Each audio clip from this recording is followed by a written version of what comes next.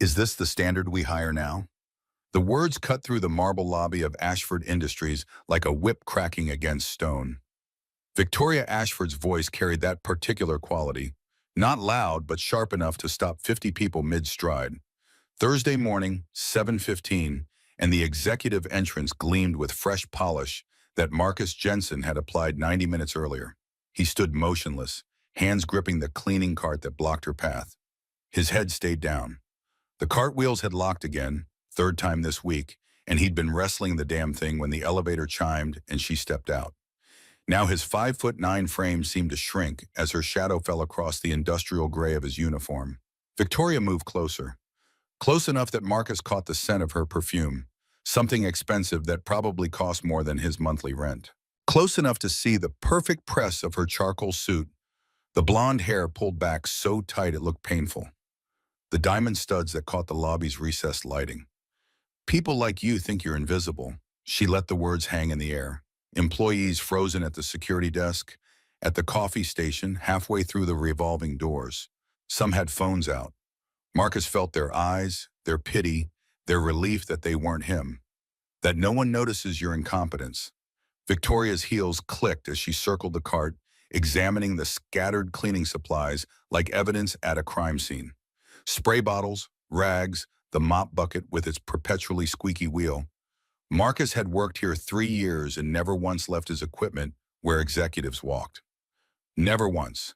But the wheel had jammed, and he'd needed both hands to force it, and in that 10-second window, she'd emerged from the elevator like a missile locked on target. I notice everything. The lobby returned to motion, carefully, quietly, everyone suddenly very interested in their phones or their coffee or the middle distance. Marcus straightened slowly, meeting her eyes for the first time. Ice blue, the kind of cold that suggested she'd perfected this look long before she became a billionaire CEO. The kind of cold that came naturally. He opened his mouth. The apology formed on his tongue because that's what you did when you were invisible, when you needed the job, when a 6-year-old daughter waited at daycare depending on you for everything that mattered. I'm sorry, ma'am. I'll move it right away. Victoria's laugh came out sharp and mirthless. You'll move it. That's your response. She turned to address the lobby, making sure her voice carried to every corner, every witness. Let me tell you what I see, Mr. Jensen. The use of his name startled him. She knew his name. Of course she did. She knew everything, noticed everything, just like she'd said. The personnel files, the background checks, the 3-paragraph summary of his existence that human resources kept on file. I see a cleaning cart blocking executive access. I see equipment scattered like this is some kind of garbage dump. I see someone who clearly has no idea how to do the simplest job in this building. Marcus pulled the cart aside. The wheel protested with a metal shriek that made 2 people wince. It won't happen again. Victoria's expression shifted, something that might have been recognition flickering across her face. Not recognition of him as a person, but as a type, a category, something beneath concern. You're right, it won't. She stepped closer, and Marcus had to force himself not to back away.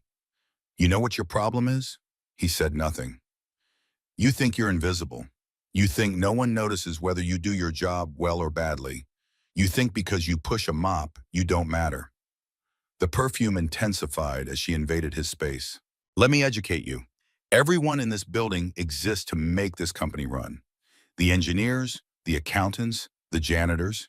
If you can't keep a cleaning cart out of my way, what else are you failing at? What corners are you cutting? What messes are you leaving for someone else to clean up? She paused, letting the silence stretch like a physical weight. People like you coast through life expecting others to tolerate your mediocrity. Well, not here. Not in my building. Heat rose in Marcus's chest, the old anger, the engineer's pride, the man who used to solve million-dollar problems with equations and CAD programs. He pushed it down the way he'd learned to push everything down. Anger was a luxury for people with options. I apologize for the inconvenience, ma'am. Victoria's eyes narrowed. I don't want your apology. I want competence. She snapped her fingers at the security guard near the desk. Earl, I want this reported. I want to know who supervises the cleaning staff. Clearly, someone isn't doing their job. Yes, ma'am. Victoria turned on her heel. and her assistants scrambled to follow like pilot fish trailing a shark. The elevator doors opened, swallowed them, closed. The lobby remained silent for another 3 seconds before conversations resumed in hushed tones. Marcus finished wiping down the floor. He loaded his cart with mechanical precision. Years of practice, making his hands steady even as his mind replayed every word, every witness, every second of humiliation. The service corridor waited at the far end of the lobby, and he pushed toward it without looking at anyone. Behind him, someone whispered just loud enough for him to hear. Jesus, she didn't have to do that. Someone else responded with the resignation of experience. That's just Victoria. You get used to it. Marcus kept walking. The service corridor was mercifully empty. He leaned against the cold concrete wall, closed his eyes, breathed. 3 words echoed in his skull. People like you. That's all it took to reduce a man to nothing. 3 words from someone who'd never asked his name, never wondered about his story, never looked past the gray uniform and the mop bucket. He thought about walking out, quitting, telling Victoria Ashford exactly what he thought of her and her company and her marble floors. The fantasy played out in vivid detail, the shocked look on her face, the righteous anger in his voice, the satisfaction of finally being seen. Then he thought about Emma, 6 years old, waiting at daycare with her stuffed elephant, depending on him for food and shelter and medicine and love. Emma, who asked him every night if they had enough money for her heart medicine, who noticed when he skipped meals to stretch the grocery budget, who deserved so much better than a father who was barely holding on. Emma needed him to have a job. Emma needed him to swallow his pride and push his cart and be invisible. So that's what he would do. 10 years ago, Marcus Jensen wasn't invisible. 10 years ago, he walked into Lockheed Martin's Ohio facility wearing a charcoal suit and carrying a leather portfolio. He had an office on the 7th floor with a window that overlooked the assembly hangar. People called him Mr. Jensen and asked his opinion on technical problems that cost millions to solve. He designed guidance systems for satellites, the kind that orbited Earth collecting data on weather patterns and military installations and agricultural yields. 3 patents carried his name. When those satellites transmitted coordinates accurate to within centimeters, it was because Marcus had spent months perfecting the algorithms that made it possible. He'd met Rachel at an engineering conference in Atlanta. She worked for Boeing, specialized in materials science, had a laugh that could light up a hotel ballroom. They'd argued about composite stress tolerances over drinks, discovered a shared obsession with precision and problem solving and doing things right. Married at 28 in a small ceremony that her parents attended via video call because her father's heart condition made travel risky. Emma arrived 3 years later, 6 weeks premature, 3 pounds and change, with lungs that didn't quite work right and a heart that murmured when it should have been silent. The NICU doctors at Riverside Methodist spoke in careful tones about congenital defects and monitoring protocols and reasonable expectations. Rachel had held Marcus's hand so tight, her wedding ring left marks. Emma survived, thrived even, growing into a bright-eyed toddler who loved picture books and asked impossible questions about how clouds worked and why birds didn't fall down. The heart murmur persisted, benign, the doctor said, but requiring monthly checkups. Nothing serious, just expensive. Rachel got sick when Emma was 3. Ovarian cancer, stage 4 by the time they caught it. The oncologist at Ohio State gave them 6 months. Rachel fought for 18, and every one of those months cost more than Marcus made in a year. The savings vanished first. The retirement account followed. They sold the house in Westerville, the 3-bedroom colonial with the oak tree in the backyard where Marcus had planned to build Emma a swing set. They sold Rachel's car, then Marcus's car, then bought a beater Honda that lasted 4 months before the transmission died and he couldn't afford to fix it. Marcus borrowed from friends until the friends stopped answering his calls. He maxed out credit cards at 22% interest. He took loans from companies that didn't ask questions about credit scores, just wanted collateral, and charged rates that should have been criminal. Rachel went through 3 rounds of chemotherapy, 2 experimental trials, a surgery that the insurance company denied and they paid for anyway by mortgaging their future. None of it worked. The cancer spread to her liver, her lungs, her bones. By month 16, she was in hospice care, and Marcus was sitting beside her bed holding her hand while machines beeped and medical debt crushed down on him like atmospheric pressure. She died on a Tuesday afternoon in September. The leaves outside her window were just starting to turn. She whispered that she was sorry, sorry for leaving, sorry for the debt, sorry for the burden. Marcus told her there was nothing to forgive. He meant it, but meaning it didn't pay the bills. After Rachel died, Marcus was left with $280,000 in debt and a 3-year-old daughter who kept asking when mommy was coming home. His engineering career was over. 18 months absent, references outdated, desperation showing in every interview. The recruiters took one look at his resume gap and moved on to candidates without complications. He needed work, any work, something that paid enough to keep Emma fed and let him pick her up from daycare by 3 o'clock. Ashford Industries was hiring janitors. The pay was $12 an hour. No benefits, no insurance, no questions about the gap in his employment history. Marcus took the job and told himself it was temporary. 3 years later, he was still pushing a mop. Marcus's shift ended at 2.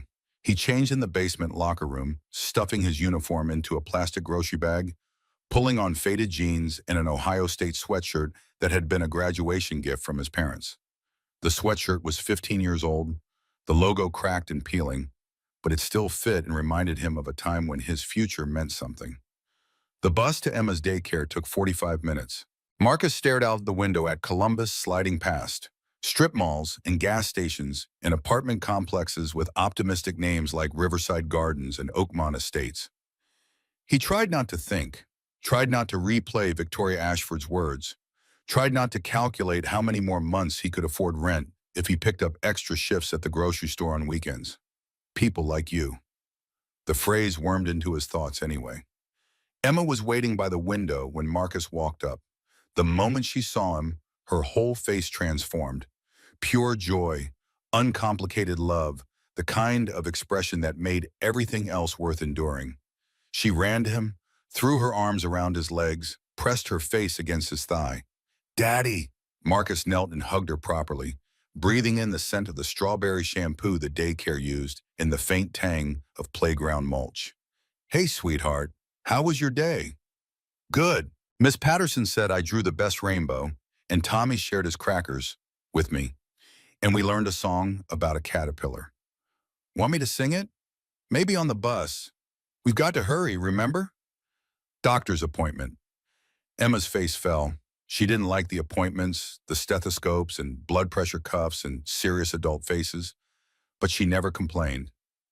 "Will they stick me again?" "Maybe, but you'll be brave, right?" Emma straightened her shoulders with exaggerated seriousness. "Right. Mommy said brave people still get scared. They just do the thing anyway." Marcus's throat tightened. "That's exactly right, baby." St. Vincent's Hospital loomed on the west side of downtown, a sprawling complex of buildings connected by covered walkways and colored lines painted on the floors. The pediatric clinic waiting room was chaos incarnate. Crying babies, exhausted parents, kids running between chairs while their mothers scrolled through phones with the glazed expression of people who'd been waiting too long. Marcus signed Emma in and found 2 seats wedged between a mother with twins and an elderly man who was snoring. He pulled out Where the Wild Things Are and read to Emma in a low voice, doing all the character voices the way Rachel used to. Emma pressed against his side, her small hand gripping his sleeve, her eyes fixed on the illustrations. This was his favorite part of every day. Not the reading exactly, but the closeness, the trust, the way Emma looked at him like he was the strongest person in the world. He wasn't. He knew he wasn't. But for her, he would try. Emma Carter. The nurse appeared at 3:15. Marcus lifted Emma onto his hip and followed the nurse down the corridor toward the pediatric cardiology wing. They passed examination rooms and supply closets and bulletin boards covered with crayon drawings of hearts in anatomically improbable configurations. The nurse led them to room 7. Dr. Patel arrived 5 minutes later, stethoscope already looped around her neck, tablet in hand displaying Emma's chart. "How's my favorite patient?" Emma giggled and hid her face against Marcus's shoulder. "She's been great. No symptoms, no complaints." Dr. Patel nodded and began the examination. Blood pressure first, then pulse, then the stethoscope, pressed against Emma's chest in 4 different locations. Emma stayed still, the way she'd learned to stay still, counting silently in her head, the way Marcus had taught her. Heartbeat sounds good. Murmurs unchanged. Blood pressure normal. Dr. Patel made notes on her tablet. She's doing beautifully, Mr. Jensen. No concerns. We'll see her next month. Marcus exhaled without realizing he'd been holding his breath. Thank you, doctor. Patel looked up from her tablet, her expression softening. Thank you for being so consistent with her appointments. I know it's not easy with your schedule. Marcus managed a smile. She's worth it. Dr. Patel's hand rested briefly on his shoulder. You're a good father, Mr. Jensen. The words hit harder than they should have. After the morning, after Victoria's public destruction of his dignity, the simple acknowledgement that he was doing something right meant everything. Thank you. Really. They were walking back through the corridors when Marcus heard the scream, high-pitched, panicked, then the crash of metal on linoleum. Marcus grabbed Emma's hand and moved faster. He rounded the corner and stopped. A wheelchair lay overturned. Medical equipment scattered everywhere, and on the floor, inches from his feet, was a little girl. The same girl from earlier, the one on the gurney. She was seizing, her body jerked in violent spasms. Her hospital gown twisted around her limbs. Her face had gone gray. Blood trickled from where she'd torn out her IV. A nurse knelt beside her, screaming for help. She pulled out her IV, tried to run. I couldn't catch her. Marcus didn't think. 4 years in the Army before college, trained as a combat medic, and the training took over before conscious thought could interfere. He set Emma against the wall. Stay there, don't move. He dropped to his knees beside the girl, turned her on her side, pulled off his jacket and wadded it under her head, held her steady while the convulsions racked her small frame. Get a doctor. Now, the nurse ran. Marcus counted. 10 seconds, 15, 20. The girl's back arched. Her hands clawed at the floor. A sound escaped her throat, something between a moan and a sob. 30 seconds. 35. You're okay. I've got you. You're safe. 40 seconds. 43. Then finally the convulsions eased. Her body relaxed. Her breathing slowed. Her eyes opened. Bright blue. The kind of blue that belonged on postcards of tropical water. Now filled with absolute terror, her hand found Marcus's wrist and gripped it with surprising strength. Please, the word was barely a whisper. Please don't let me die. Marcus felt something crack open in his chest. My mommy isn't here. Please, I don't want to die. He thought of Emma watching from against the wall. He thought of Rachel dying in a hospital bed, whispering apologies. He thought of all the promises he'd made and couldn't keep. But this girl was looking at him, begging him. You're not going to die. I'm right here. I'm not going anywhere. Promise, I promise. The medical team arrived, 2 doctors, 3 nurses, a gurney that appeared from nowhere. They lifted her with practiced efficiency, attached monitors, called out readings in medical shorthand that Marcus half remembered from his Army days. BP 70/40 and dropping, heart rate 140. Get her to trauma. Marcus stepped back. His hands were shaking. His jacket lay on the floor, spotted with blood. Emma ran him, wrapped her arms around his legs. You saved her, Daddy. Marcus picked her up, held her close, tried to breathe. The doctors are going to help her now.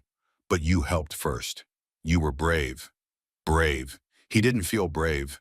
He felt hollowed out, scraped raw, like every emotion he'd been holding at bay for 3 years had suddenly broken through whatever dam he'd built to contain them. But if Emma saw bravery, that was enough. Somewhere behind him, a woman's voice cut through the controlled chaos of the hospital corridor, high, frantic, demanding to know where her daughter was. Marcus didn't turn around. He didn't see Victoria Ashford run past, mascara streaking her face in dark rivulets. He didn't see her collapse against the trauma room door, beating her fists against the wood while security guards tried to calm her down. He only knew that somewhere, a mother was terrified, and a little girl was fighting for her life. The hospital intercom crackled to life. Code red, O-negative blood needed immediately. Pediatric emergency, all compatible staff report to donation center. Marcus stopped walking. The words echoed in his head, reorganizing themselves from sounds into meaning. O-negative, the rarest blood type. His blood type. The blood type that had made him valuable to the army, that Rachel had shared, that appeared on his dog tags and his medical records and every blood donation card he'd ever carried. Emma tugged his sleeve. Daddy, that's your special blood, the kind Mommy had. Marcus looked at his daughter. He thought of the little girl who'd gripped his wrist, who'd begged him not to let her die. The blue eyes filled with terror. The small hand holding on like he was the only thing anchoring her to the world. Yeah, baby, it is. He took Emma's hand. We need to go help someone. The donation center occupied the ground floor, tucked between the cafeteria and the administrative offices. Marcus had passed it 100 times during Emma's appointments, but had never been inside. Today, the hallway outside was packed. Nurses, doctors, hospital staffs, all crowding around the intake desk. Voices overlapped, creating a wall of sound that pulsed with barely contained panic. I'm a positive. Can that work? We need O negative specifically. I'm sorry. What about O positive? That's close, right? It's not compatible. I'm sorry. Next, please. Marcus pushed through the crowd, Emma's hand tight in his. A woman in scrubs stood behind the desk, coordinator badge dangling from a lanyard around her neck. Her face was drawn with exhaustion and something worse, the look of someone watching time run out on a life she couldn't save. Excuse me. The coordinator didn't look up. Blood type, O negative. Her head snapped up. Her eyes locked onto Marcus's face with an intensity that made him take a step back. You're sure? I'm sure. She grabbed his arm. Come with me, now. Marcus started to protest. Wait, my daughter, bring her. We don't have time. The coordinator pulled Marcus through the crowd, past the intake desk, into a small examination room in the back. She pointed at a chair. Sit. I need to verify your blood type. 5 minutes. Marcus sat. Emma climbed into the chair beside him, her stuffed elephant clutched to her chest, watching everything with solemn attention. What's happening? The coordinator was already drawing blood from Marcus's arm, her movements precise despite the tremor in her hands.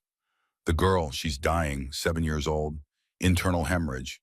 She's lost too much blood, and we're completely out of O negative. Every hospital in the city is running low. The regional blood center can get us units, but not for 4 hours. Marcus felt his stomach drop. She doesn't have 4 hours. The coordinator met his eyes. No, she doesn't. Emma tugged at Marcus's sleeve. Daddy, is this about the girl from before? The one you helped? Marcus looked at his daughter. Her eyes were wide, but not frightened. She trusted him completely. Whatever he decided, she would accept. Yeah, baby, it's about her. Emma nodded with the seriousness of a judge rendering verdict. Then you have to help her again. The coordinator ran the blood through the testing machine. Marcus watched the seconds tick by on the wall clock, each one feeling like a small death, each one bringing that little girl closer to whatever waited on the other side of consciousness. Emma sat quietly, swinging her legs, humming a song from daycare.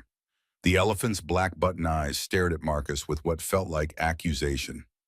Finally, the coordinator looked up. Her expression had changed. The panic was still there, but now it was mixed with something else, something that looked almost like awe. Mr. Jensen, yeah? Your blood isn't just O negative. You have a rare antigen combination that makes your blood exceptionally compatible. It's found in maybe 1 in 10,000 people. Marcus didn't know what to say. So I can help. You can save her life. The coordinator paused, and Marcus recognized the shift in her posture, the preparation for delivering bad news. But I need to be honest with you. The amount of blood this child needs, it's significant, more than a standard donation. We're talking about 2 units, maybe more.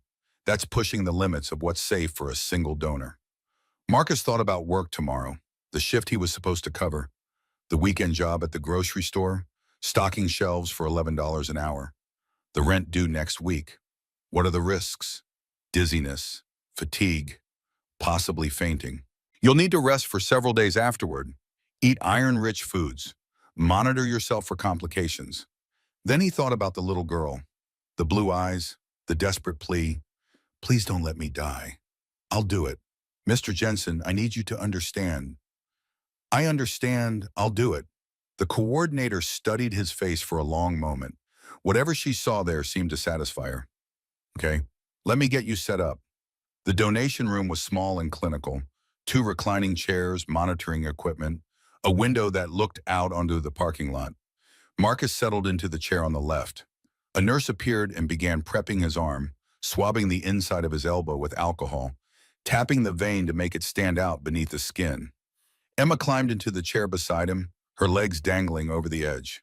"Does it hurt, Daddy?" "Just a little pinch. Nothing bad. You're being brave." "I'm trying." The nurse inserted the needle. Marcus felt the familiar pressure, the strange sensation of blood leaving his body through a tube he could see but barely feel. He watched the crimson flow into the collection bag and thought about where it would go, into a little girl's veins, keeping her alive, giving her a chance. He hoped it would be enough. "Mr. Jensen." The nurse's voice was gentle. "The coordinator told me about your situation. Your daughter can stay here with you, but if you'd like, we have a children's area down the hall. Volunteers, toys, books." Marcus looked at Emma. "What do you think, sweetheart? Want to go play for a little while?" Emma shook her head firmly. "I want to stay with you." "You sure? This might take a while, and Daddy's going to be pretty boring just lying here." "I don't care. I want to stay." Marcus felt his heart swell until it threatened to crack his ribs. "Okay, baby, you can stay." The nurse smiled. "I'll bring some juice and crackers for both of you." She left. Marcus and Emma sat in comfortable silence, watching the blood flow through the tube, listening to the soft beeping of the monitoring equipment. Outside, afternoon sunlight slanted through the window, painting golden rectangles on the floor. After a few minutes, Emma spoke. "Daddy?" "Yeah?" "The girl from before, the one who was scared. Is your blood going to make her not scared anymore?" Marcus considered the question. "I hope so, sweetheart. When people are sick, sometimes they need blood from other people to help them get better. That's what I'm giving her." Emma processed this. "So part of you will be inside her?" "In a way, yeah." Emma nodded, satisfied. "That's good, because you're the best daddy. So she'll have some of the best daddy inside her, and that will help her be strong." Marcus blinked hard. His throat was tight. That's a nice way to think about it, baby. Mommy told me that." Emma's voice was matter-of-fact, the way it always was when she mentioned Rachel. "She said when people share parts of themselves with other people, it makes everyone stronger. She said that's what love is." Marcus couldn't speak. He just reached out and took Emma's hand, holding it tight while his blood flowed through the tube into the bag that would save a stranger's daughter. The donation took 45 minutes. By the end, Marcus felt like someone had replaced his skeleton with wet cardboard. The room swayed when he moved his head too fast. His limbs felt disconnected from his brain, responding to commands a half-second too late. The nurse had him drink 2 cups of orange juice and eat a package of crackers that tasted like salted cardboard. The weakness persisted, a deep, bone-level exhaustion that made simple movements feel like solving differential equations. "You need to take it easy. No heavy lifting for at least 24 hours. No driving. Plenty of fluids and rest." Marcus nodded, not trusting himself to speak. "Is there someone who can pick you up? You really shouldn't be taking public transit in your condition." Marcus thought about the bus ride home. 45 minutes, 2 transfers, Emma on his lap because the buses were always crowded this time of day. "I'll be fine." The nurse looked skeptical but didn't argue. "At least wait in the lobby for a while. Make sure you're stable before you leave." "Okay." Marcus stood slowly, gripping the arm of the chair for support. The room tilted, then steadied. Emma took his hand, her small fingers wrapping around his with fierce protectiveness. "I'll help you, Daddy." They made their way out of the donation room, through the hallway, toward the main lobby. Marcus's legs felt like they belonged to someone else. Heavy, unreliable, disconnected from his brain's commands. Each step required conscious thought, deliberate effort. He was halfway down the corridor when he heard the voice. "Please, someone, please. They said someone might be able to help." A woman's voice, high and frantic, ragged with the kind of desperation that came from watching the world collapse in real time. Marcus kept walking. The lobby was just ahead. A few more steps and he could sit down. Rest. Wait for the dizziness to pass. "My daughter, she's dying. They said there's a donor. Please." Something in the voice made Marcus slow down. Something familiar.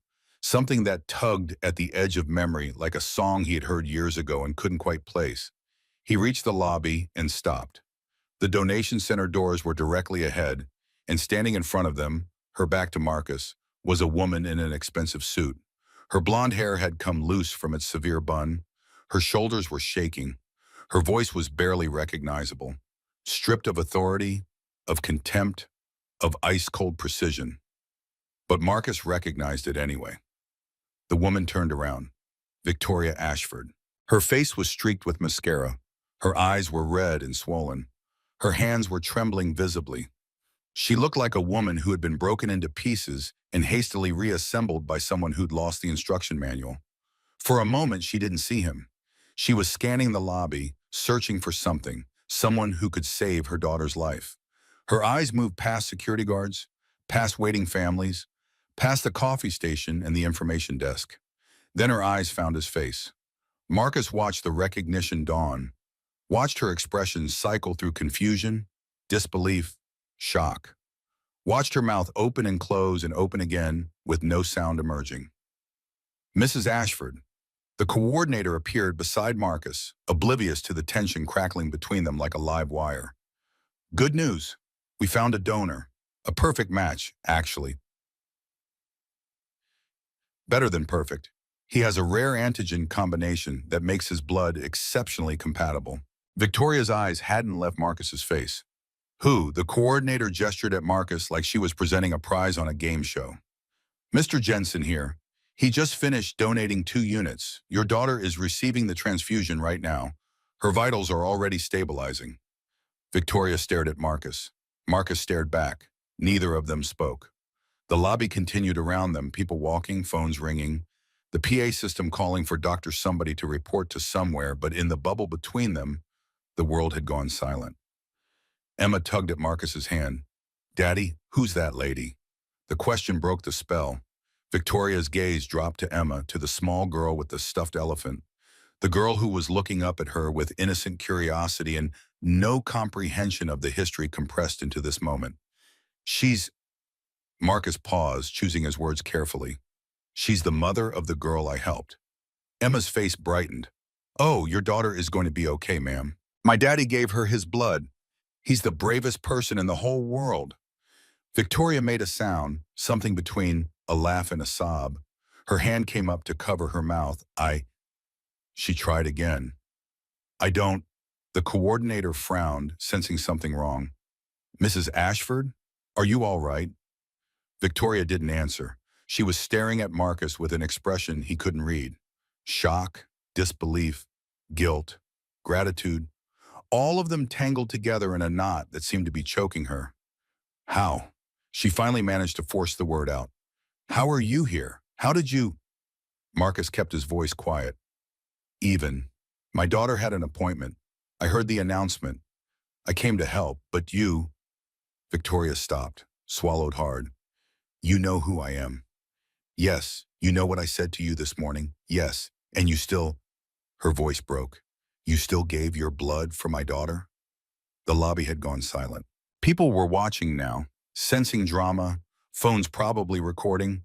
The whole scene about to become tomorrow's gossip. Marcus looked at this woman, this powerful, wealthy, ruthless woman, and saw something he hadn't expected to see.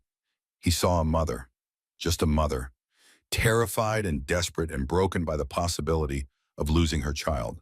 No different from any other mother. No different from Rachel, who had fought so hard to stay alive for Emma. Your daughter was scared. She was alone. She needed help. Victoria's face crumpled. But Marcus cut her off. His voice was still quiet, but it carried weight now. The weight of every sleepless night, every humiliation swallowed, every choice made for Emma's sake. What you said to me this morning has nothing to do with her. She's a child. She's innocent. She doesn't deserve to die because her mother was cruel. Victoria flinched like he'd slapped her. I'm not a saint, Mrs. Ashford. I'm not doing this to make you feel guilty. He sank into a chair near the window and pulled Emma onto his lap. She curled against his chest, her elephant tucked under her arm, her breathing already slowing towards sleep. Outside, the afternoon sun painted the parking lot in shades of gold and amber. Cars came and went. People walked to their vehicles, climbed in, drove away to lives Marcus would never know. He closed his eyes and tried not to think about the woman he just walked away from. It didn't work. Victoria Ashford's face kept swimming before his eyes. Not the cold, contemptuous face from this morning, the broken one, the one with tears cutting through the mascara, the one that had looked at him like he was a ghost or a miracle or something she couldn't quite comprehend. You know what I said to you this morning, and you still gave your blood? Yes, he had, and he would do it again without hesitation, because that little girl's life was worth more than his wounded pride. But that didn't mean the wound had healed. Marcus thought about the morning, the lobby, the stairs, the whispered comments after Victoria had walked away. Poor guy. She didn't have to do that. No, she didn't. But she did it anyway because she could. Because power meant never having to see the humanity in people beneath you. Because people like Marcus were invisible. Convenient targets for frustration, punching bags who couldn't punch back. He wondered if Victoria Ashford had ever been humiliated in her life. If she had ever stood in front of a crowd of people and felt the weight of their pity. If she had ever gone home at night and replayed someone's words in her head, wondering if they were right, wondering if she really was as worthless as they made her feel. Probably not. People like Victoria Ashford didn't get humiliated. They did the humiliating. Until today. Marcus opened his eyes. Emma slept against his chest, her breathing soft and regular, her hand still clutching his shirt. Through the window, the sun continued its slow descent toward the horizon, painting the sky in colors that would have been beautiful if Marcus had any energy left to appreciate them. Somewhere in this hospital, a little girl was receiving his blood. Somewhere, doctors were monitoring vitals and adjusting drips and doing whatever medical magic they did to keep people alive. Somewhere, Victoria Ashford was probably sitting by her daughter's bedside, holding a small hand, thanking God or the universe or random chance for a second chance she didn't deserve. Marcus closed his eyes again. He didn't know what would happen next. Didn't know if Victoria would try to find him, thank him, apologize. Didn't know if he'd still have a job tomorrow or if Earl, the security guard, had already filed that report and set wheels in motion that would end with Marcus's employee ID deactivated and his locker cleaned out. Didn't know if any of this mattered. But right now, in this moment, his daughter was safe. A little girl was alive because of him. And somewhere in the city, a mother was sitting by her child's hospital bed, holding her hand, getting a second chance. That was enough. It had to be enough. Marcus didn't go to work Friday morning. His body wouldn't let him. The alarm screamed at 4:30, and he reached out to silence it, but his arm weighed 1,000 pounds. The room spun when he opened his eyes. His head pounded like someone was driving railroad spikes through his skull. He called in sick for the first time in 3 years. The voice on the other end belonged to his supervisor, a man named Ed who'd worked at Ashford Industries longer than Marcus had been alive. Carter? You okay? Blood donation yesterday took more out of me than I expected. A pause, right. I heard about that. Another pause, longer this time. Everyone's heard about that. Marcus closed his eyes. Of course they had. Take the day. Take 2 if you need them. Ed's voice softened in a way Marcus had never heard before. And Carter? What you did, that was something. I don't know if I could have done it. Not after what she said to you. Marcus didn't respond. He just hung up and let the phone drop onto the couch beside him. Emma appeared in the doorway of the bedroom, rubbing her eyes, her stuffed elephant dangling from one hand. Daddy, you're still here. Marcus pulled himself into a sitting position, fighting the wave of nausea that accompanied the movement. I'm taking a day off, sweetheart. Daddy's tired. Emma crossed the room and climbed onto the couch beside him. She pressed her small hand against his forehead, the way he always did when she was sick. You're not hot, but you look like a ghost. Marcus managed a weak smile. Thanks, baby.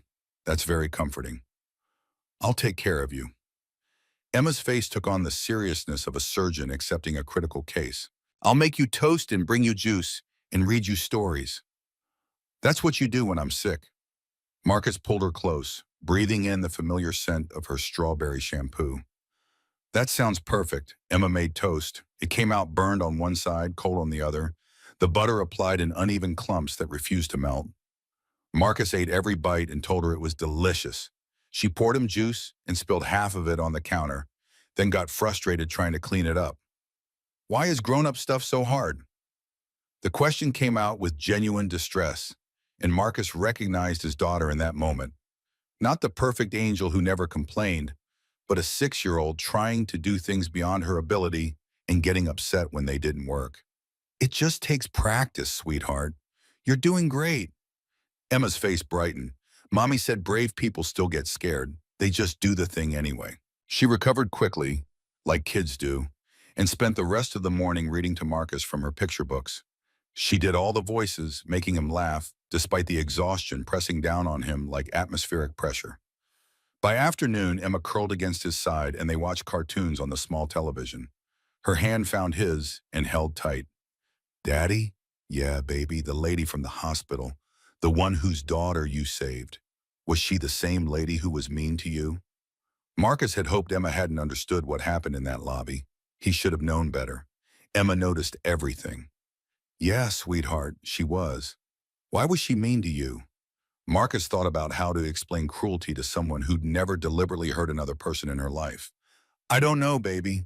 Sometimes people are mean because they're scared or stressed or unhappy inside. Emma considered this with the gravity of a philosopher contemplating existence. Mommy said hurt people hurt people. Rachel's words coming back through their daughter's voice. She did say that. So maybe that lady was hurt inside, and that's why she said mean things. Marcus looked at Emma, 6 years old, carrying her mother's wisdom in a heart too small to contain it all. Maybe, baby, maybe. Across the city, Victoria Ashford hadn't slept in 36 hours. She sat in a chair beside Lily's hospital bed, watching her daughter's chest rise and fall with mechanical regularity. The monitors beeped their steady rhythm. The IV dripped its measured dose.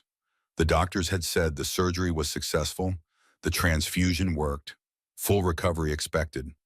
But Victoria couldn't sleep, couldn't eat, couldn't do anything except replay Marcus Jensen's words in her head until they wore grooves in her consciousness. I have patents with my name on them. Satellites orbiting Earth use guidance systems I designed. That's who I was when you called me invisible. Victoria had spent her entire career learning to read people, to understand their motivations, their weaknesses, their fears. She prided herself on seeing through facades, on knowing what people really wanted. But she'd looked at Marcus Jensen and seen nothing. Just a janitor, just an obstacle, just another faceless worker in the machine of her company. She'd been so wrong. Mrs. Ashford? A nurse appeared in the doorway, young and efficient, clipboard in hand. Dr. Chen wanted me to let you know that Lily's latest vitals look excellent. She should be able to go home in a few days. Victoria managed a nod. Thank you. The nurse hesitated. Is there anything I can get you? Coffee? Something to eat? No, thank you. The nurse left. Victoria turned back to Lily, watching the small chest rise and fall. She thought about what Marcus had said, about his daughter with a heart condition, about working 2 jobs and still not being able to afford health insurance, about lying awake at night worrying what would happen if Emma got worse. Ashford Industries employed over 4,000 people. How many of them were like Marcus Jensen? How many were struggling, suffering, drowning in medical bills and debt? How many came to work every day, did their jobs, and went home to live as Victoria had never bothered to imagine? She didn't know. She had never asked. People like you. Her own words echoed back at her, taking on new and terrible meaning. You think you're invisible. He wasn't invisible. He had never been invisible. She had just chosen not to see him. That was worse. That was so much worse. Victoria put her head in her hands and wept. Lily woke at dawn, her eyes opened slowly, focusing on the ceiling tiles, then moving to find her mother's face. Mommy? Victoria jerked upright, nearly knocking over the chair. I'm here, baby. I'm right here. Where's the man? Lily's voice was weak but clear. The one who helped me. Victoria's throat tightened. He went home, sweetheart. He has a daughter of his own to take care of. Is he coming back? Victoria didn't know how to answer that. I don't know, baby. Maybe. I want to thank him. He promised he wouldn't let me die, and he didn't. Victoria felt tears sliding down her face again. I know, sweetheart. I want to thank him too. Lily reached out and took her mother's hand. Her grip was weak but warm. Mommy, why are you crying? Victoria wiped her eyes with her free hand. I'm just happy you're okay, baby. That's all. But it wasn't all. It wasn't even close to all. And Victoria knew that no matter how many tears she cried, she couldn't wash away what she'd done. The board meeting was scheduled for 9 Friday morning. Victoria had known it was coming. She'd abandoned a critical investor presentation. She'd left Robert Chen, the CFO, to handle questions he wasn't prepared to answer. She'd put her personal life ahead of company interests. In the world of corporate leadership, that was unforgivable. She arrived at Ashford Industries headquarters at 8:45, 2 nights in the hospital with Lily. No sleep. Her suit was wrinkled. Her hair was hastily pinned back. She looked nothing like the polished, intimidating CEO who usually commanded the boardroom. She didn't care. The boardroom was full when she entered. 8 faces arranged around the mahogany table that had cost more than most people made in a year. Harold Weston sat at the head, chairman of the board, 73 years old, face carved from granite and patience worn to nothing. Olivia, sit down, Victoria sat. I assume you know why we've called this meeting. I do. Harold leaned forward, fingers steepled. Your departure Wednesday caused significant concern among our institutional investors. Robert did his best to reassure them, but questions were raised about your commitment to this company, about your judgment, about your priorities. Victoria listened without responding. She'd prepared for this, had rehearsed her explanation, marshaled her arguments, planned her defense. Hours of mental preparation while sitting beside Lily's bed, constructing the perfect justification for why a CEO could abandon a board meeting to rush to a dying child. But sitting here now, looking at these faces, these people who saw her only as a function of quarterly earnings, she felt something shift inside her. My daughter almost died. The words came out quiet, flat, a statement of fact that needed no embellishment. Harold nodded with the impatience of someone who'd heard excuses before. We understand that, Victoria, and we're glad she's recovering. But this company employs over 4,000 people. Their livelihoods depend on stable leadership, on investors who trust us to put the business first. Victoria felt the old reflexes kicking in, the CEO mask, the armor she'd worn for 15 years, deflecting criticism, projecting strength, never showing weakness. Then she thought about Marcus Jensen's face, the quiet dignity in his refusal to be diminished. The way he'd looked at her in that hospital lobby, not with hatred or anger, but with understanding that somehow cut deeper than either. I know. Harold's expression suggested he was waiting for more. The justification, the promise that it wouldn't happen again, the reassurance that Victoria Ashford was still the ruthless leader who'd built Ashford Industries into a $4 billion company. So what do you have to say for yourself? Victoria looked around the table, saw impatience on Gerald's face, disappointment on Martha's, barely concealed contempt on Richard's. These were people who prided themselves on never letting personal matters interfere with business. People who had missed births and funerals and anniversaries for the sake of the company. People who measured worth in profit margins and stock prices. People exactly like her. I have spent 15 years proving my commitment to this company. Her voice was still quiet, but something had changed in it. A hardness, a certainty. I've sacrificed birthdays and recitals and school plays. I've missed first steps and first words and first days of school. I've given this company everything, and I told myself it was worth it because I was building something important. She paused. Wednesday afternoon, a janitor saved my daughter's life. Harold frowned, confusion breaking through the granite. I'm not sure what that has to do with a janitor I had humiliated that very morning, a man I had called invisible. The boardroom went silent. His name is Marcus Jensen. He has a degree in mechanical engineering. He has patents with his name on them. He used to design guidance systems for satellites. But when his wife got sick, when the medical bills consumed everything he had, he took the only job he could find, a janitor position at this company. He did it because he has a 6-year-old daughter who depends on him, a daughter with a heart condition who needs regular medical care that he can't afford because we don't offer health insurance to our cleaning staff. Victoria stood, her hands gripped the edge of the table. This man gave 2 pints of his blood to save my daughter. He did it knowing who I was, knowing what I'd said to him, knowing that I'd humiliated him in front of 50 of our employees. She looked at each board member in turn. Do you want to know why he did it? No one answered. He said, "She's a child. She was scared. She needed help." Victoria's voice cracked slightly, but she didn't stop. That's it. No conditions, no demands, no strategic calculations, just basic human decency, the kind I had completely forgotten existed. Harold shifted uncomfortably in his seat. "Victoria, I'm not finished." The sharpness in her voice cut through whatever he'd been about to say. "This company needs to change. We need health insurance for every employee, regardless of position, flexible scheduling for parents, emergency assistance programs for people dealing with medical crises, a company that treats its workers with dignity, not as productivity units to be optimized and discarded."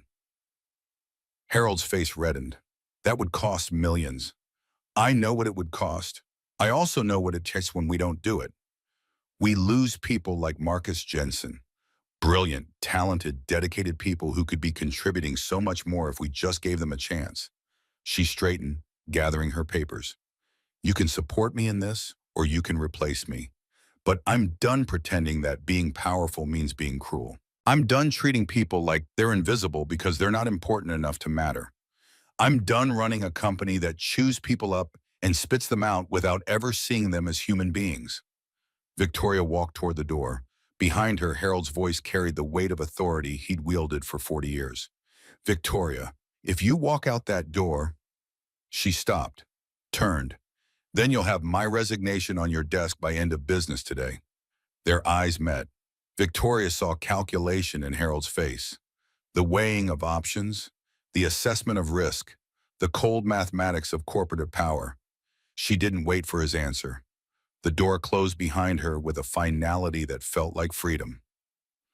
Victoria made it to her office before her hands started shaking. She collapsed into her chair, adrenaline draining away and leaving nothing but exhaustion in its wake. Her phone was already lighting up. Texts from board members, emails from executives, the machinery of corporate politics grinding into motion. She ignored all of it. Through the floor-to-ceiling windows, Columbus spread out beneath her like a circuit board. Somewhere down there, Marcus Jensen was recovering from giving blood to save a stranger's child. Somewhere, Emma Jensen was reading to her father, being brave, carrying wisdom she'd inherited from a mother who died too young. Somewhere, Victoria's daughter was lying in a hospital bed, alive because a man she'd called invisible had chosen to be better than she deserved. Her phone buzzed. A text from Harold. "Board vote 5-3 in your favor. Present your initiative plan." Monday. Victoria stared at the message for a long moment. 5-3, not unanimous. Richard, Gerald, and Martha had voted against her. But she'd won. She had 5 days to figure out what came next. 5 days to become someone her daughter could be proud of. 5 days to prove that people could change, even when they didn't deserve the chance. She picked up her phone and opened a new message to her assistant. "I need everything we have on employee benefits programs, national benchmarks, competitor analysis, and I need contact information for Marcus Jensen." The response came back within seconds. "On it. Anything else?" Victoria thought about the look on Marcus's face when he'd walked away from her in that hospital lobby. The quiet dignity, the refusal to accept her gratitude or her guilt. "Yes, I need to know what it takes to make someone believe you've changed when you've given them every reason not to." Her assistant didn't respond to that. Some questions didn't have easy answers. Marcus returned to work Monday morning. The alarm went off at 4:30, and this time his body cooperated.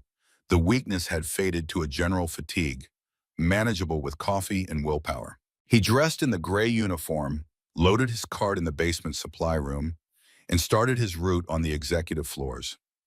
Everything felt different. The other janitors greeted him with something that looked like respect. A few nodded. One, an older man named James who worked the night shift, stopped him near the third-floor break room. "Heard what you did, Carter. That was something else." Marcus shrugged, uncomfortable with the attention. "I just helped someone who needed help." "Yeah, well, not everyone would have helped that particular someone. Not after what she did to you." James's expression suggested he'd been present Thursday morning. Witnessed the lobby incident, maybe even recorded it on his phone like half the building apparently had.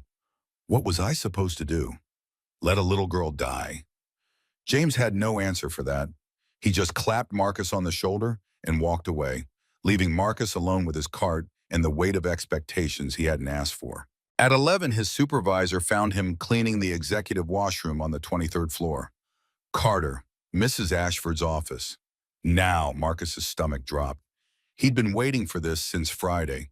The termination meeting, the security escort, the final paycheck, and the long walk to the bus stop with his belongings in a box. Ed's face revealed nothing. What? She wants to see you. Personally. Marcus set down his cleaning supplies and tried to calm the hammering of his heart. The elevator ride to the top floor felt endless. Every floor dinged past was another second to imagine what came next. Apology? Payoff? Some corporate lawyer explaining why his blood donation constituted a conflict of interest? The doors opened onto the executive suite. Victoria's assistant waited, a young woman in a tailored suit who radiated efficiency. Mr. Jensen, please follow me. She led him down a corridor lined with abstract art that probably cost more than Marcus would earn in a decade. Double doors at the end opened into an office that took his breath away despite himself. Floor-to-ceiling windows looked out over Columbus. A desk the size of a small car dominated one end. Behind it sat Victoria Ashford. She stood when Marcus entered. The gesture surprised him, a show of respect he hadn't expected. But her posture remained defensive, shoulders squared like she was preparing for battle. Mr. Jensen, thank you for coming. Marcus stayed near the door. Didn't sit, didn't speak. Victoria's jaw tightened briefly, a flash of the old anger, the CEO reflex to command rather than request. But she caught herself, took a breath. I owe you an apology. Marcus kept his voice level. Yes, you do. She flinched. For a moment, Marcus saw it clearly. The woman who wasn't used to being challenged, who'd built an empire on making others flinch instead. The impulse to strike back flickered across her face. Then it died. What I said to you Thursday morning was wrong. It was cruel. It was inexcusable. Marcus waited. I judged you without knowing anything about you. I treated you like you were less than human. She stopped, started again. I called you invisible. The word hung between them like smoke. Do you know what I was thinking when you said those things? Victoria shook her head. I was thinking about my daughter. I was thinking about the fact that I have a degree in mechanical engineering from Ohio State. I was thinking about the aerospace patents that have my name on them. I was thinking about the satellites orbiting Earth right now that use guidance systems I designed. Victoria's face had gone pale. I was thinking about my wife who died 3 years ago from ovarian cancer. I was thinking about the medical bills that consumed everything we had, our savings, our house, our future. I was thinking about the 18 months I spent trying to save her, and the moment when I realized that nothing I did would be enough. Marcus's voice cracked. He steadied it. I was thinking about taking this job, this janitor job at your company, because it was the only thing I could find that would let me pick up my daughter from daycare on time. I was thinking about pushing a mop in a building full of engineers who discussed designs I could improve in my sleep. He stepped closer to Victoria's desk. That's who I was when you called me invisible. A widower, a father, a man who gave up everything to try to save the person he loved and lost her anyway, and picked up the pieces because his daughter needed him to keep going. Victoria was crying now, silent tears that she didn't bother to wipe away. I didn't know. The words came out as a whisper. No, you didn't. Because you didn't bother to ask. You didn't bother to see me as a person. I was just a janitor, just an obstacle, just something in your way. Marcus paused. My daughter thinks I'm a hero. She thinks I'm the bravest person in the world. She doesn't know that most days I feel like I'm barely holding on. She doesn't know that I work 2 jobs and still can't afford health insurance. That I lie awake at night worrying about what will happen if her heart condition gets worse. That sometimes I'm so tired I want to give up. His voice dropped lower. But I don't give up. Because she needs me. Because she's the only thing I have left. Because her mother made me promise to take care of her, and I don't break my promises. Victoria sank into her chair. Her face was a ruin of makeup and tears. I'm sorry. I'm so sorry. I know it's not enough. I know it doesn't undo what I said. But I don't know what else to say. Marcus studied her for a long moment. He thought about Rachel, who'd always believed in second chances, who'd seen good in people even when they didn't deserve it, Who taught Emma that hurt people, and sometimes the cruelest ones were just the most scared. The car you arranged Thursday. That's a good start.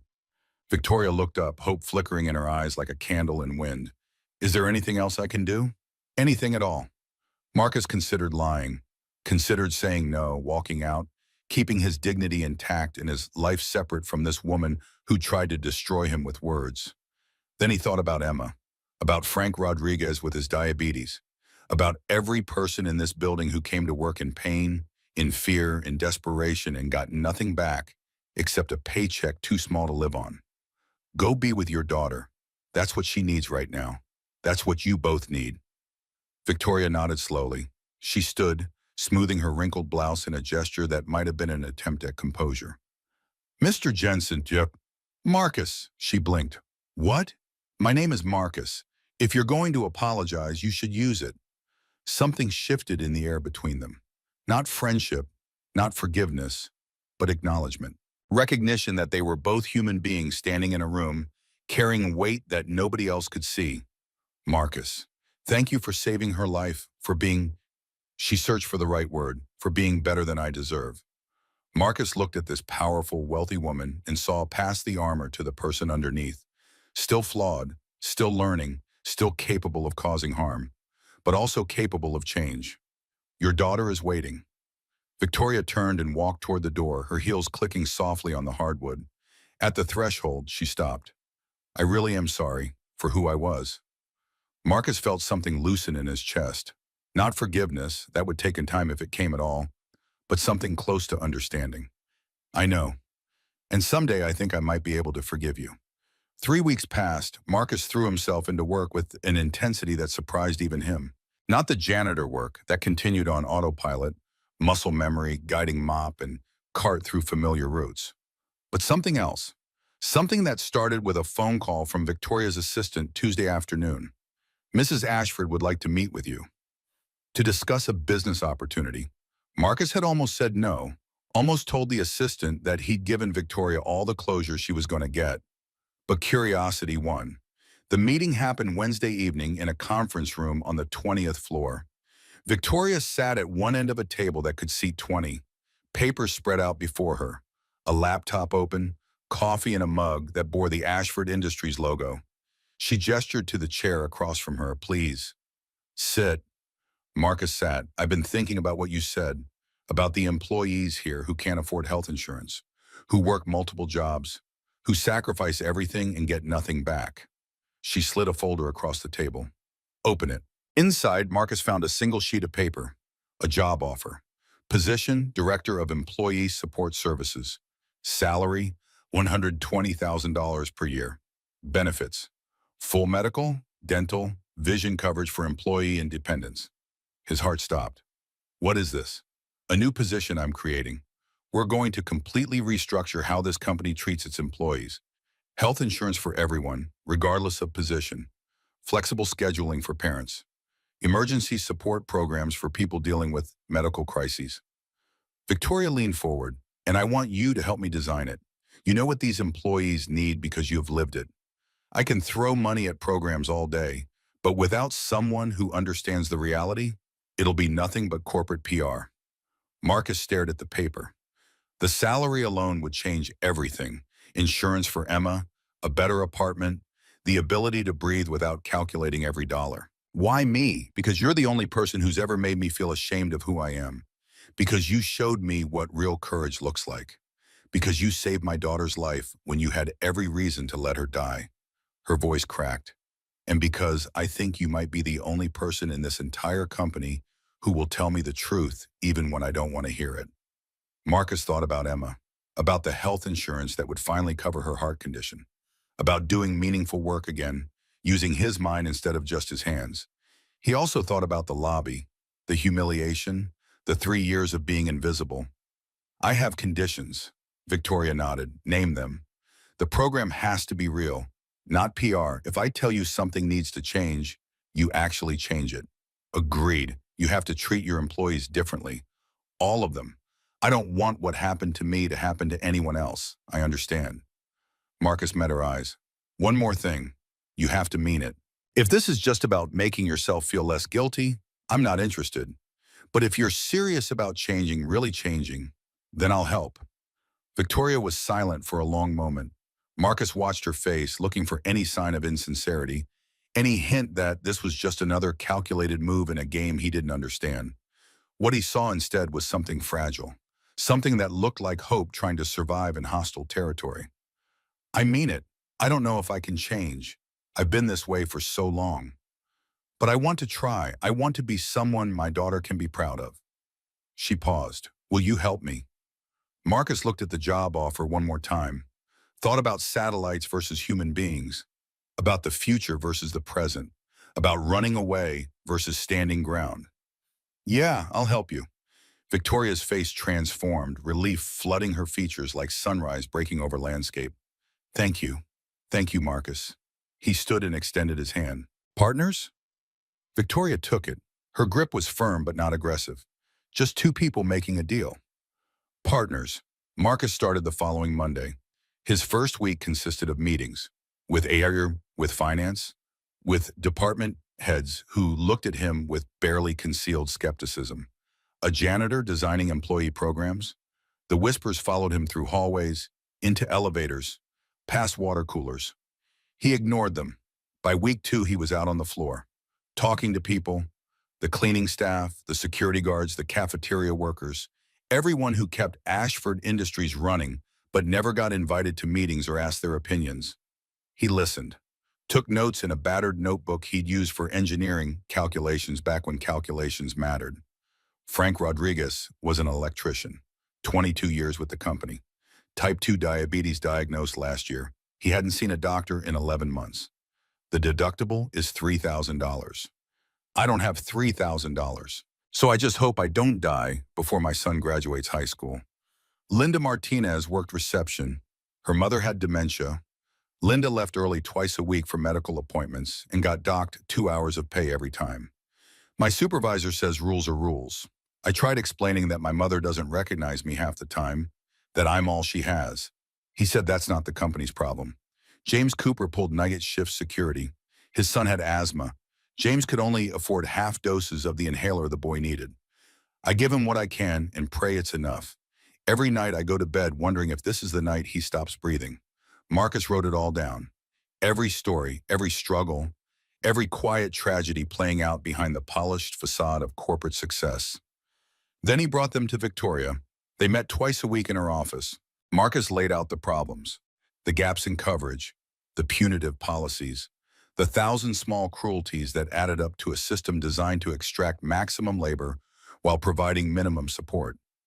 Victoria listened. At first, her instinct was defensive. The CEO reflex to justify, to explain, to minimize. Frank Rodriguez, electrician, diagnosed with diabetes. He hasn't seen a doctor in 11 months because our health plan has a $3,000 deductible he can't afford. That's the industry standard deductible. Victoria caught herself mid-sentence, shook her head. No, I'm doing it again, making excuses. Marcus waited. What do we need to do?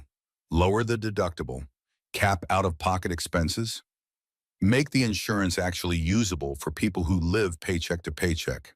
The board will fight me on the god. Then fight back. That's what you're good at, isn't it? Victoria looked at him for a long moment.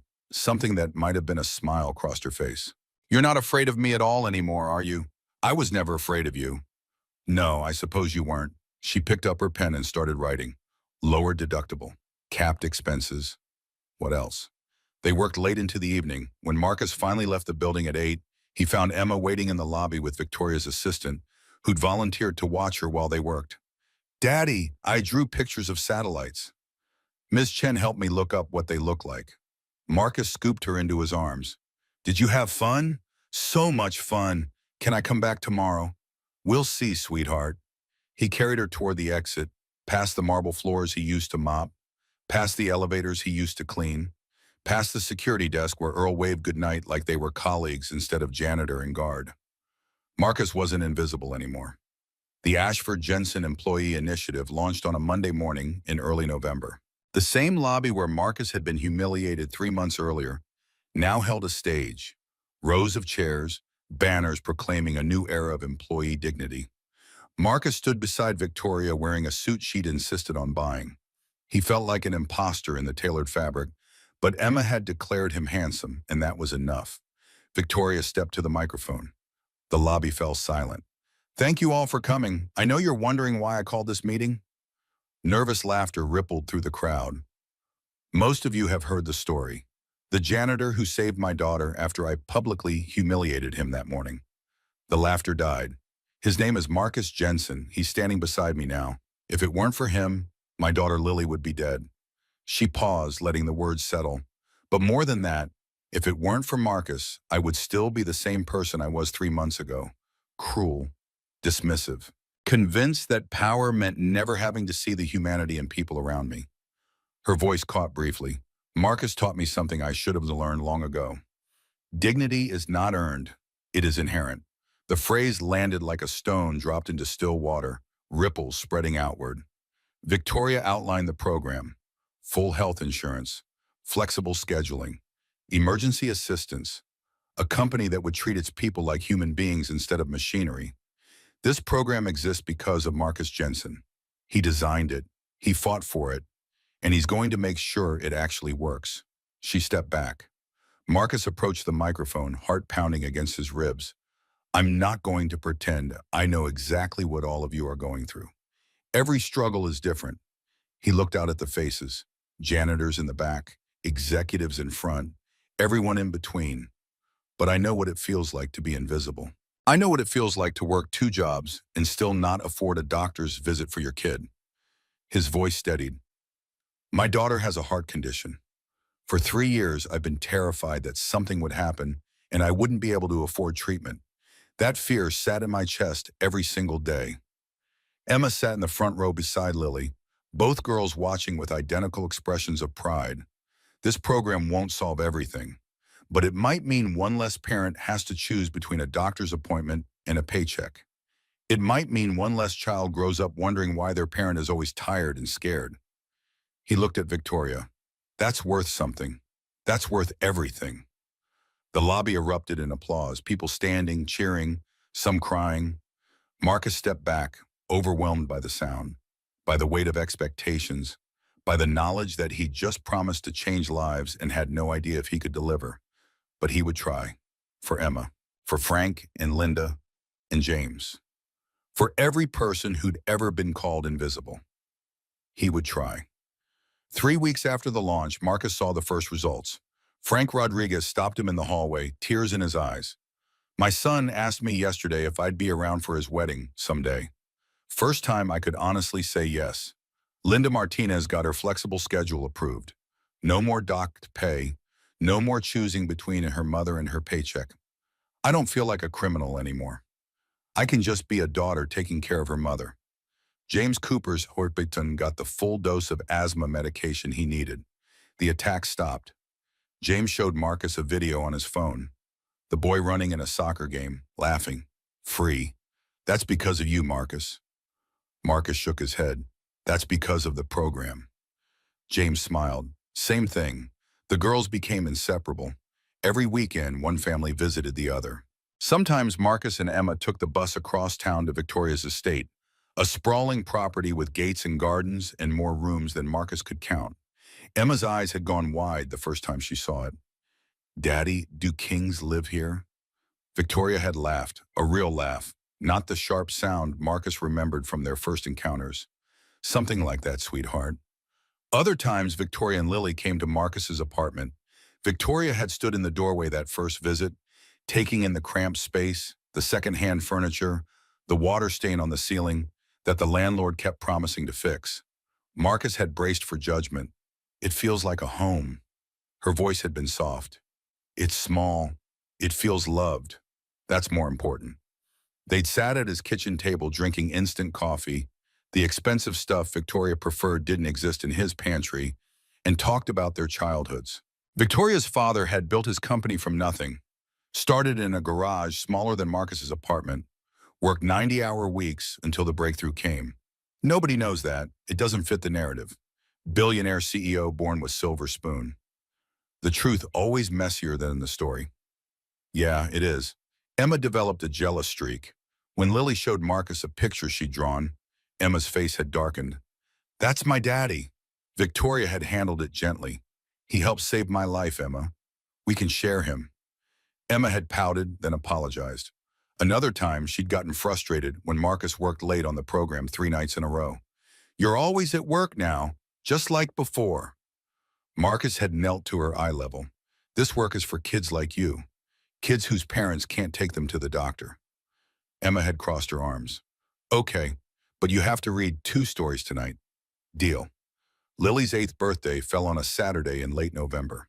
Victoria threw a party at the estate, dozens of children from Lily's private school, parents sipping champagne, a professional magician performing tricks that cost more than Marcus's monthly rent. Emma had spent 3 days making Lily's gift, a scrapbook filled with drawings, photos from their hospital visits, ticket stubs from the movies they'd seen together. Every page decorated with stickers and glitter that Marcus would be finding in his apartment for months. On the drive over, Emma had grown quiet. What if she has too many presents and mine gets lost? Marcus had pulled her close. "It won't get lost. It's the most important one." "How do you know?" "Because it's the only one that tells the story of your friendship. All the other presents are just things. Yours is a memory." Emma had smiled, satisfied with the logic. The gift opening happened on the lawn. Lily sat surrounded by boxes wrapped in expensive paper, ribbons cascading like waterfalls. She opened tablets and designer clothes and toys that probably required engineering degrees to assemble. Each gift received a polite thank you before being set aside. Then she reached Emma's scrapbook. The lawn went quiet. Even the adults stopped talking, watching the birthday girl slowly turn pages. Lily's face transformed, wonder giving way to joy, giving way to tears. She looked up at Emma. "This is the best present anyone has ever given me. Ever." Lily jumped up and ran to Emma, wrapping her in a hug that nearly knocked them both over. The other children stared in confusion. Their expensive gifts lay forgotten on the grass. Victoria's hand touched Marcus's arm. "You've raised an extraordinary child." Marcus watched his daughter hold her friend, both of them crying happy tears. She raised herself. "I just tried not to get in the way." "That's not true, and you know it." Marcus didn't argue. He just stood beside Victoria in the autumn sunlight, watching their daughters define what mattered, and felt something shift in the space between them. Christmas Eve arrived with snow. Marcus and Emma stood at their apartment window, watching flakes drift past streetlights, painting the world in shades of white and gold. Emma had asked the question 3 days earlier. "Can Lily and her mommy come for Christmas?" Lily said they just eat at restaurants. "That's sad. Nobody should be alone on Christmas." Marcus had hesitated. The intimacy of sharing holidays felt like crossing a line he wasn't sure existed. But he'd called Victoria anyway. Her voice had cracked when she answered. "Really? You're inviting us?" Emma insisted, a long pause. "I haven't had a real Christmas since my father died 23 years ago. I always thought it was overrated. Now I think maybe I just didn't have anyone to spend it with." "So you'll come?" Victoria's answer had come out barely above a whisper. "Yes, we'll come." They arrived at 5 carrying bags of presents. Marcus had spent the day cooking Rachel's recipes. Roast chicken, mashed potatoes, green beans with almonds, apple pie from scratch. The apartment smelled like memory and hope. Emma had decorated with the determined enthusiasm of a 6-year-old given free rein. Paper snowflakes covered every window. The small artificial tree in the corner bore ornaments she'd made from construction paper and dreams. Victoria stopped in the doorway. Emma did most of it. She wanted it to feel like a real Christmas. Victoria's eyes shone. "It does. It feels exactly like a real Christmas." They ate together at the extended table Marcus had borrowed from his neighbor. The girls chattered endlessly, building inside jokes and shared language. Marcus and Victoria exchanged glances across the mashed potatoes, both of them recognizing something neither could name. After dinner presents. Lily loved everything: toys from Victoria, books from Marcus, handmade jewelry from Emma. Emma squealed over the art supplies Victoria had brought, immediately spreading them across the floor to draw. Then Marcus pulled out one last gift, a small box wrapped in silver paper. "This is for you." Victoria unwrapped it carefully, Inside was a photograph in a simple wooden frame. Both families standing together at the program launch. Marcus, Victoria, Lily, Emma, all smiling. Beneath the photo, Emma's careful handwriting spelled out two words: our family. Victoria stared at it for a long time. When she looked up, tears were streaming down her face. I don't know what to say. You don't have to say anything. This is the best gift anyone has ever given me. She laughed through the tears. I keep saying that, but it keeps being true. Victoria stood and crossed the room. Before Marcus understood what was happening, she was hugging him, her arms around his shoulders, her face pressed against his neck, her body shaking with sobs she'd been holding back for months. Marcus froze. Then slowly, carefully, he hugged her back. Thank you for everything, for saving Lily, for giving me a chance, for showing me what family really means. Her voice was muffled against his shoulder. You showed yourself. I just opened the door. Victoria pulled back, wiping her eyes, laughing at herself. Look at me, crying on Christmas Eve like a child. Nothing wrong with crying. It means you're alive. Is that another thing Rachel used to say? Yeah, it is. Victoria smiled, unguarded, genuine, beautiful in its vulnerability. I wish I could have met her. She would have liked you. Eventually, after giving you a very hard time first. I probably would have deserved it. Definitely. They both laughed. Across the room, Emma and Lily looked up from their art supplies with matching confusion. What's so funny? Nothing, sweetheart. Just grown-up stuff. Emma turned to Lily. Grown-up stuff is weird. Lily nodded solemnly. The weirdest. New Year's Eve brought more snow. Marcus and Emma stood at their window watching midnight approach. The city spread out below them in lights and possibilities. Daddy, this was the best year ever. Emma's voice carried absolute certainty. Even though we were sad sometimes? Marcus thought of Rachel, of loss, of everything they'd survived. Even though it was hard. Emma was quiet for a moment. Mommy says being sad and being happy aren't opposites. She says you can be both at the same time. When did she tell you that? In my dreams. I dream about her sometimes. Marcus's throat tightened.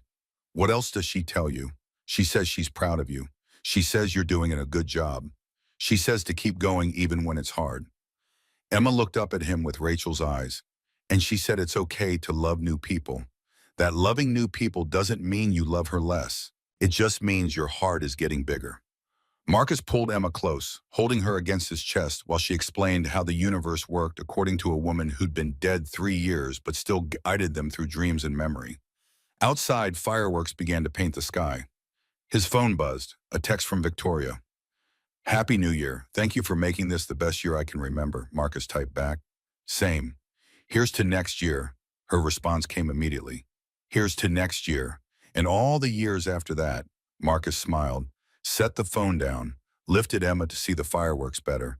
Happy New Year, Daddy. Happy New Year, sweetheart. I love you. I love you too. More than satellites, way more than satellites. Emma giggled. More than chocolate ice cream? More than all the chocolate ice cream in the world. Marcus held his daughter and watched the sky explode in color and light. A new year, a new chapter. Everything Rachel had prepared them for without knowing she was preparing them at all. Tuesday morning brought an email that changed everything. Marcus was reviewing insurance claims in his new office, a space on the 20th floor with an actual door and a window that looked out over the city, when his inbox chimed. The sender was Tom Bradley. Marcus hadn't heard from Tom in 5 years. They'd worked together at Lockheed Martin, collaborated on guidance systems, presented papers at conferences. The subject line read, Opportunity. Marcus, hope this finds you well. NASA's developing a new deep space satellite program. They specifically asked for you by name. 3 of your patents are foundational to the project. Salary, $180,000 a year. Location, Houston, Texas. Start date, March 1st. This is your chance to come back, to be an engineer again, to do what you were meant to do. Coffee, Thursday if you're interested. Tom Marcus read it 3 times. Each time his heart beat a little faster. Each time the pull toward his old life grew stronger. This was what he'd trained for, what he was brilliant at, what Rachel would have wanted, for him to use his gifts, to do meaningful work, to be Marcus Jensen, the aerospace engineer, instead of Marcus Jensen, the guy who'd pushed a mob. He thought about Emma in Houston, better schools, more opportunities, a future that looked like the one they'd planned before cancer stole it. But he also thought about Frank Rodriguez, about Linda Martinez, about James Cooper and his son who could finally breathe, about the 1,000 people depending on him to keep fighting for programs that actually worked.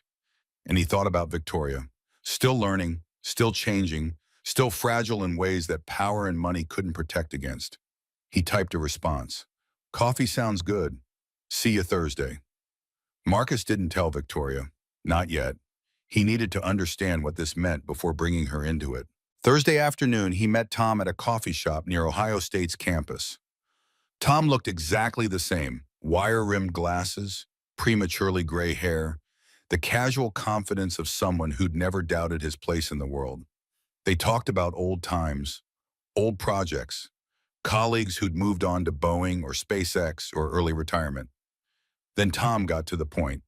NASA wants you, Marcus, specifically you. They've reviewed your work on adaptive guidance algorithms, and they're convinced you're the only person who can make this deep space program work. Marcus stirred his coffee without drinking it. I'm doing important work here. Tom leaned forward. You're designing employee benefits programs. With all due respect, anyone can do that. But this satellite program, this is what you were born to do.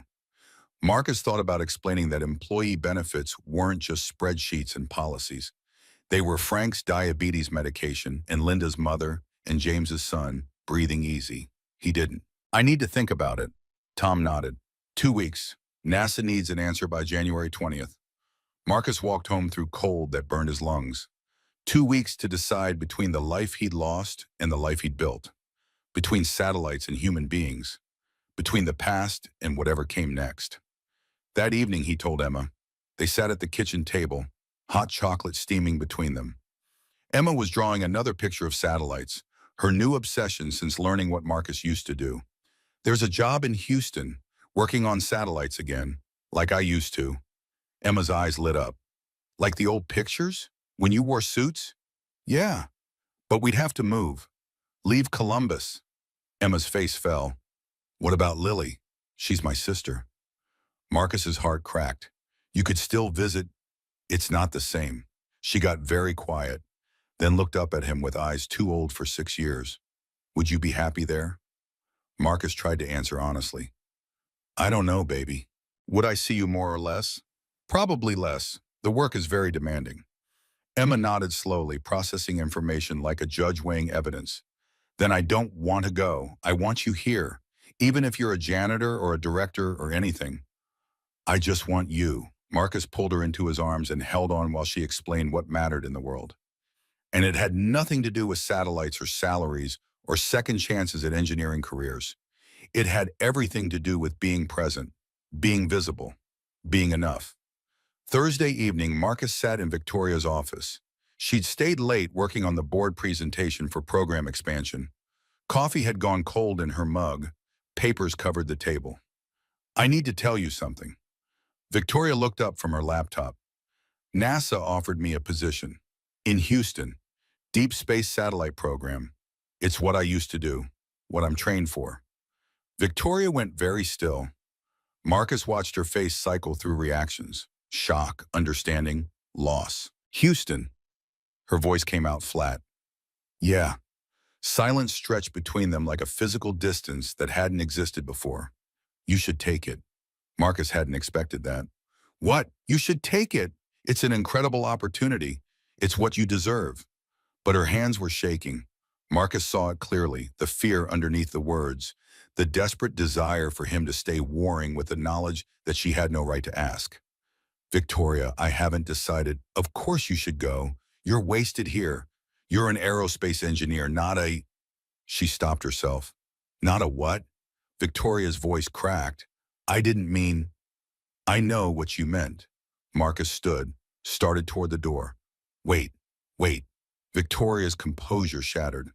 Please don't go. I know I have no right to ask. I know you owe me nothing. But please... She was crying now, past the point of hiding it. Lily needs Emma. She stopped, started again. The program needs you. We're not ready. I'm not ready. Marcus had never seen her like this. Completely unguarded, completely vulnerable. The CEO mask lying in pieces at her feet. I'm sorry, that's not fair.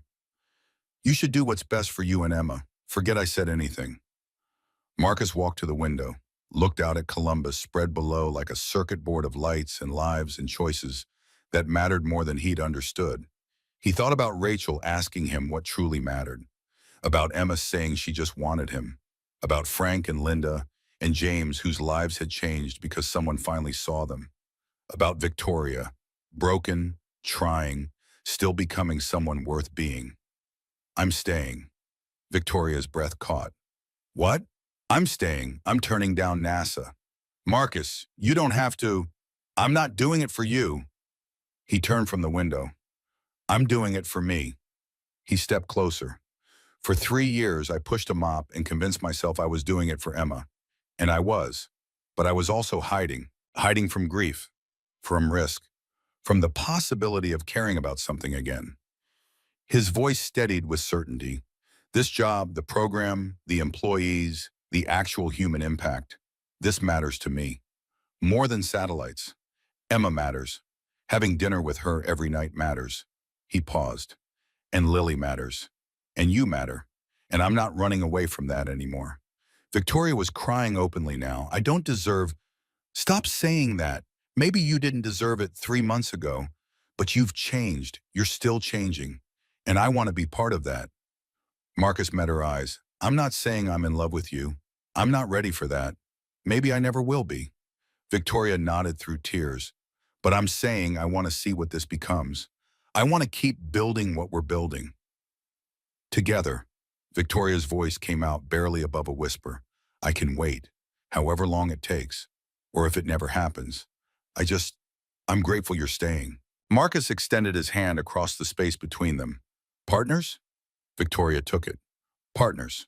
They stood like that for a long moment.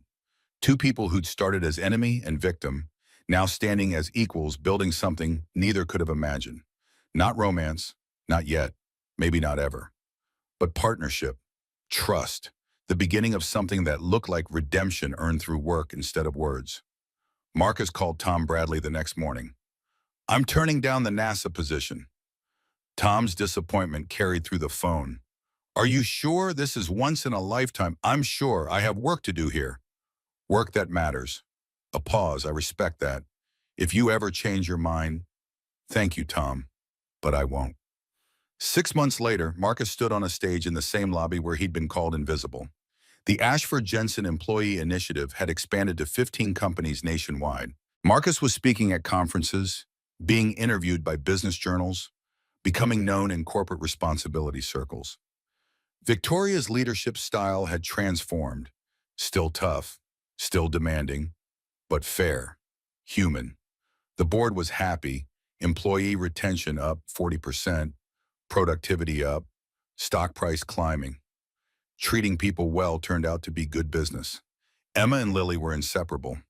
Weekly sleepovers, shared birthday parties, both calling themselves sisters without qualifier or hesitation. Emma's heart condition remained stable, covered by insurance, monitored by doctors who didn't require Marcus to choose between rent and medication. Marcus and Victoria remained partners. Not romantic, not yet, but something deeper than friendship, built on trust and shared purpose, and the knowledge that they'd both been broken and chose to heal together. The anniversary ceremony drew over 1,000 people, employees and families, press coverage, the recognition that change was possible when people chose to see each other. Marcus stepped to the microphone for the final speech. A year ago, I was mopping this floor. He paused, letting the weight of that truth settle. Today, I stand here as director of a program that's helped over 1,000 families. He looked at Victoria beside him. But more than that, I stand here as someone who's no longer invisible. None of us are. His eyes moved across the crowd. Janitors, security guards, executives, everyone. You matter. You are seen. You always were. We just needed to learn how to look. The applause was deafening. Afterward, Marcus and Victoria stood at her office window watching the sunset over Columbus. The ceremony had ended. The crowd dispersed. Just the two of them looking at a city where invisible people were finally being seen. Thank you, Marcus, for everything. Victoria's voice was quiet. Thank you for seeing me. Victoria's hand found his. Not romantic. Just connection, support, partnership. They stood together as the sky turned gold and amber and finally deep blue. Two people who destroyed and saved each other, now building something that would outlast them both. Not perfect, not complete, but not alone, and not invisible, never invisible again.